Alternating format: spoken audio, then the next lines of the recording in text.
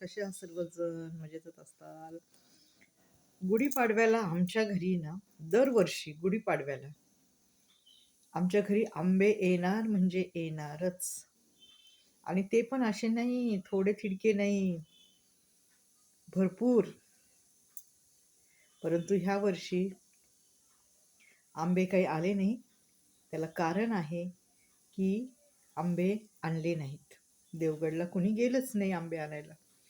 नाहीतर दरवर्षी जावई मुलगा काही म्हणा, ते जाऊन देवगडला जाऊन भरपूर आंबे आणतात.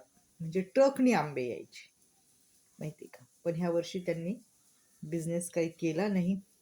काही कारण आहे पर्सनल त्यांचं, त्यामुळं ते करू शकले नाही आणि आंबे आणू शकले. ते आणत होते तर आंबे किती महाग आहेत हे आम्हाला माहिती नव्हतं. आंबे दरवर्षी प्रत्येकाच्या घरी जात होते, आमरस बनत होता. पण ह्या वर्षी खूप आठवण येते अभिजित तुमच्या आंब्याची. खरंच मनापासून सांगते की माणूस जेव्हा देतं ना कुठली गोष्ट, त्याची किंमत नसते. पण जेव्हा आपण बाजारात जाऊन घेतो ना, तेव्हा त्याची किंमत कळते. एवढं मात्र खरे. तुम्ही किती आंबे देत होता? आम्ही म्हणायचो नको नको, एवढे नको, एवढे नको अभिजित, राहू द्या, कमी द्या. आहेत आंबे भरपूर. पण ह्या वर्षी आंबा नाही ना तुमचा, तो मनात कुठेतरी एक हे आहे की खरंच दुसऱ्याच्या पण ह्याला किंमत असते ना, पैशाला. आता बाजारात जाऊन आपण जेव्हा 1000ची पेटी घेतो ना, तेव्हा कळतं की अरे अभिजित तर आपल्याला देवगडवरून आंबे आणून द्यायचे. ओके. आणि आंबा एक नंबर. खरंच मनापासून सांगते, तुमच्या आंब्याची खूप आठवण येते. तरी असो, देव करू आपली पुढच्या वर्षी आंबे येऊत, तुम्हाला मिळोत आणि आम्हाला मिळोत. ओके नाही, तुम्ही गेला तर आम्हालाही खायला भेटतो ना आंबा.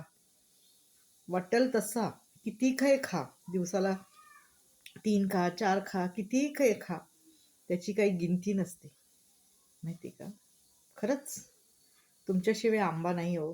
अजूनपर्यंत तर मी खाल्ला नाही. नाही तर प्रत्येक गुढीपाडव्याला आंबा आंबा येणार म्हणजे येणार, एवढं मात्र खरंय. आणि आंब्याचा घमघमाट घरात सुटणार. पण ह्या वर्षी नाहीये. वाईट पण वाटतं आणि किंमत कळाली हो. एखादा जर देतोय ना आपल्याला, तर त्याची किंमत आपण ठेवली पाहिजे. एखादा जर करतोय ना आपल्यासाठी, तर आपण त्याची किंमत केली पाहिजे. एवढं मात्र नक्की. आज तुमच्या आंब्याची किंमत खूप आहे हो, एवढं मात्र खरे. मनाने, प्रेमाने आणि अंतकरणापासून बोलते. खोटं खोटं लबाड लबाड बोलत नाही.